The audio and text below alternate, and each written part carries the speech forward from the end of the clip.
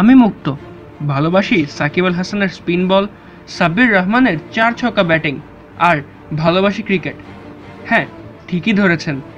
আমার ইচ্ছা বড় হয়ে অলরাউন্ডার হব, দেশকে জেতাবো।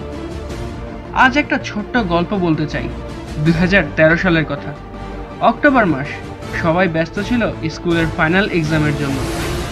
হাসার কিছু নয় ভাই, আমিও ব্যস্ত ছিলাম, তবে পড়ার টেবিলে নয়। আমার সব ব্যস্ততা ছিল বাসার পাশের মাঠটাতে। পরীক্ষার ভয়ে বন্ধুরা না খেললেও আমি কিন্তু হাল ছাড়িনি।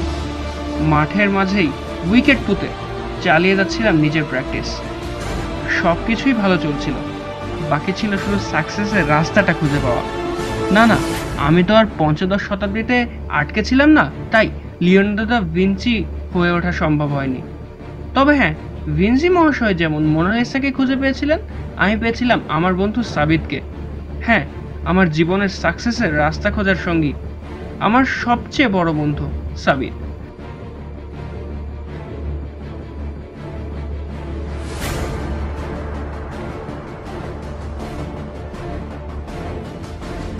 বারবার উইকেটে টার্গেট করছিলাম সেদিন, তবুও মিস আর মিস।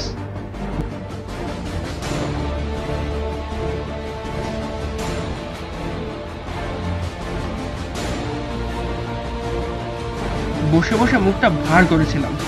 তখনই সাবিত বলল উঠে দাঁড়াতে। বলল ডিজিটাল হচ্ছে বাংলাদেশ, এসে পড়েছে 3G। পকেট থেকে ছোট্ট মুঠোফোন নামক বস্তুটি বের করেই ভিডিও শুট আপলোডও করে ফেললো আমার সামনে। ভিডিওর নিচে লিখে দিল আমার নাম আর মোবাইল নাম্বার। ভাবতে অবাক লাগে, প্রথম দিনেই ৭৭,৬৫২ জন দেখেছিল ভিডিওটি। রীতিমতো সেলিব্রিটি হয়ে যাওয়ার অবস্থা। হঠাৎ ঠিক তার 2 দিন পর যখন বোলিং প্র্যাকটিস করছিলাম সেই মাঠে, সে সময় একটা অজানা নাম্বার থেকে কল এলো, যা বদলে দিল আমার জীবন। হ্যালো, আসসালামু আলাইকুম। আসসালামু আলাইকুম, মুক্ত বলছেন? জি বলছিলাম। আমরা বিকেএসপি থেকে বলছি। আপনার ভিডিও দেখলাম ইউটিউবে, খুব ভালো লাগলো। তো আমরা কি আপনাকে আমাদের ভবিষ্যৎ বাংলাদেশ টিমে দেখতে পারি? ইয়া! সব ক্লান্তি পরিণত হলো অচেনা এক আনন্দে। কে জানে, এটাই কি তবে সাকসেস? এটাই কি শেখ হাসিনার ডিজিটাল বাংলাদেশ? আজ আমি সবার কাছে আইডল, কিন্তু আমার কাছে আইডলটা কে আসলে? বঙ্গবন্ধুর স্বপ্ন ডিজিটাল বাংলাদেশ। হ্যাঁ, আমার দেশ, আমার আইডল।